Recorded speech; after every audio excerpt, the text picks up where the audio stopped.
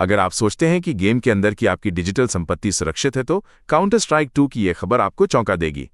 Valve के एक update ने काउंटर स्ट्राइक 2 के इन गेम आइटम मार्केट से लगभग $2 बिलियन मिटा दिए क्योंकि उन्होंने दुर्लभ चाकू और दस्ताने को आसानी से उपलब्ध करा दिया। ये घटना दिखाती है कि केंद्रीकृत सिस्टम में डिजिटल संपत्ति कितनी जोखिम भरी हो सकती है। ब्लॉकचेन के स्मार्ट कॉन्ट्रैक्ट जो एक बार कोड किए जाने पर नहीं बदलते, ऐसे अचानक बदलावों को रोक सकते हैं।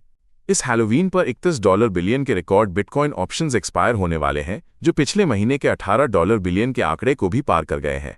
हाल ही में $19 बिलियन के लिक्विडेशन के बावजूद डेरिवेट और CME जैसे प्रमुख एक्सचेंजों पर ओपन इंटरेस्ट रिकॉर्ड स्तर पर बना हुआ है, जो संस्थागत निवेशकों की मजबूत रुचि दर्शाता है। विशेषज्ञों का मानना है कि $1,00,000 पुट और $1,20,000 कॉल कॉन्ट्रैक्ट्स की सांद्रता बड़ी एक्सपायरी के बाद बाजार में संभावित अस्थिरता का संकेत देती है। थाईलैंड में वर्ल्ड कॉइन के WLD टोकन को लेकर एक बड़ी कार्रवाई हुई है, जो डिजिटल एसेट नियमों के उल्लंघन का संकेत देती है।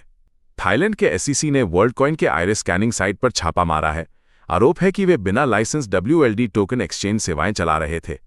ये सैम ऑल्टमैन के डिजिटल पहचान प्रोजेक्ट के लिए एक नई कानूनी चुनौती है, जो पहले भी इंडोनेशिया और अन्य देशों में नियामक जांच का सामना कर चुका है।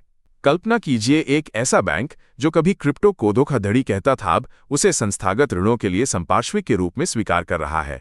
JP मॉर्गन का ये कदम 2025 के अंत तक लागू होगा, जिससे संस्थागत ग्राहक बिटकॉइन और एथेरियम को अपने ऋणों के लिए गिरवी रख सकेंगे।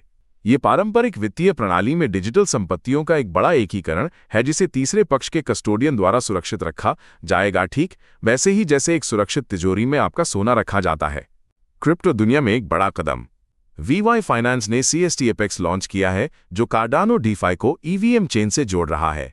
ये नया स्टेक्ड एपेक्स टोकन 10% तक APY प्रदान करता है और कार्डानो के UTXO मॉडल को व्यापक EVM पारिस्थितिकी तंत्र से जोड़ता है। एपेक्स फ्यूजन के माध्यम से ये विकास कार्डानो की सुरक्षा और उपज क्षमता को वैश्विक DeFi परिदृश्य में लाता है, जिससे क्रॉस चेन तरलता का मार्ग प्रशस्त होता है। DeFi परपेचुअल ट्रेडिंग ने अक्टूबर में $1 ट्रिलियन का आंकड़ा पार कर एक ऐतिहासिक रिकॉर्ड बनाया है, जो अगस्त के पिछले रिकॉर्ड को भी पीछे छोड़ गया। हाइपरलिक्विड जैसे प्लेटफॉर्म्स ने इसमें अहम भूमिका निभाई है, जिससे विकेंद्रीकृत एक्सचेंज अब केंद्रीकृत एक्सचेंजों को कड़ी चुनौती दे रहे हैं।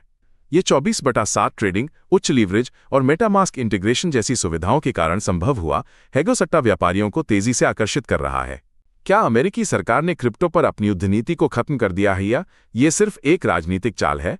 पूर्व राष्ट्रपति डोनाल्ड ट्रंप ने बाइनेंस के संस्थापक चांगपेंग झाओ CZ को माफ कर दिया है, जिससे BNB की कीमत में तत्काल 7.5% का उछाल आया और ये $1.150 से ऊपर पहुंच गया। ये कदम क्रिप्टो उद्योग के लिए एक नए अधिक अनुकूल नियामक माहौल का संकेत दे सकता है, जिससे संस्थागत निवेश और व्यापक स्वीकृति की उम्मीदें बढ़ गई हैं। क्रिप्टो जगत के दिग्गजों में से एक ANDREESSEN हॉरोविट्स अब AI और रक्षा में $10 बिलियन जुटा रहा है, लेकिन इसमें क्रिप्टो का नामोनिशान नहीं है। ये कदम कंपनी की रणनीति में एक बड़ा बदलाव दिखाता है। जहां पहले क्रिप्टो उनका मुख्य फोकस था, वे AI और रक्षा उद्योगों पर ध्यान केंद्रित कर रहे हैं। हालांकि इसका मतलब ये नहीं कि उन्होंने क्रिप्टो को पूरी तरह छोड़ दिया है। हाल ही में उन्होंने सोलाना और लेयर 0 जैसे प्रोटोकॉल में निवेश किया है। क्या आप जानते हैं कि क्यूकॉइन पर एक नया विकेंद्रीकृत भविष्यवाणी बाजार प्लेटफॉर्म लिस्ट हुआ है, जो आपकी ट्रेडिंग को बदल सकता है? लिमिटलेस LMTS अब क्यूकॉइन पर स्पॉट ट्रेडिंग के लिए उपलब्ध है, जिसमें LMTS USDT जोड़ी और spot grid infinity grid DCA जैसे कई उन्नत ट्रेडिंग बॉट शामिल हैं। ये बेस ब्लॉकचेन पर निर्मित एक पारदर्शी और विकेंद्रीकृत भविष्यवाणी बाजार प्लेटफॉर्म है, जहां उपयोगकर्ता वित्तीय और आर्थिक बाजारों से संबंधित घटनाओं पर आधारित भविष्यवाणियां कर सकते हैं। क्या बिटकॉइन $1,00,000 से नीचे आखिरी बार गिरेगा? एक बड़ी भविष्यवाणी सामने आई है, जो निवेशकों के लिए महत्वपूर्ण हो सकती है। स्टैंडर्ड चार्टर्ड के जॉफ केंड्रिक का मानना है कि ये अल्पकालिक गिरावट बिटकॉइन के लिए $1,00,000 से नीचे अंतिम बार ट्रेड करने का संकेत हो सकती है, जिसके बाद एक मजबूत बुल रन शुरू होगा।